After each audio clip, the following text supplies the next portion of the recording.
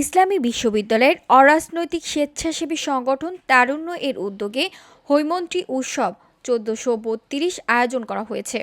হেমন্তের মোলায়েম রোদ, পাতা ঝরার সুর আর খিচুড়ি পিঠার মন ভোলানো সুগন্ধে রবিবার সকাল থেকেই মুখর হয়ে ওঠে বিশ্ববিদ্যালয়ের বটতলা। সকাল ১১টা থেকে বিকেল ৪টা পর্যন্ত চলা এই আয়োজনকে ঘিরে বটতলায় গড়ে ওঠে এক উচ্ছ্বাসমুখর উৎসবের আবহ।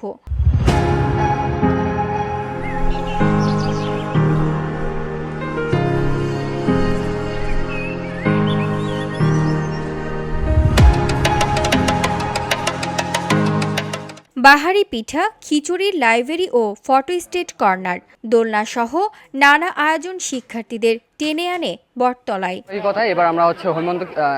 আয়োজকরা জানান, খাবার পরিবেশনের চেয়ে বেশি এটি শিক্ষার্থীদের জন্য একটি উন্মুক্ত মিলন মেলা।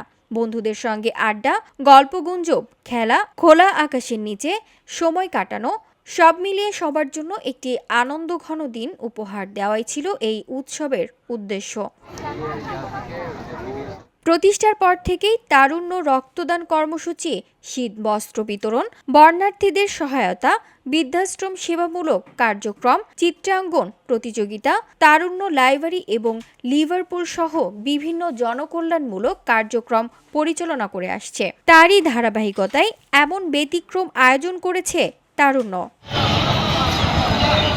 VOD Bangla news desk.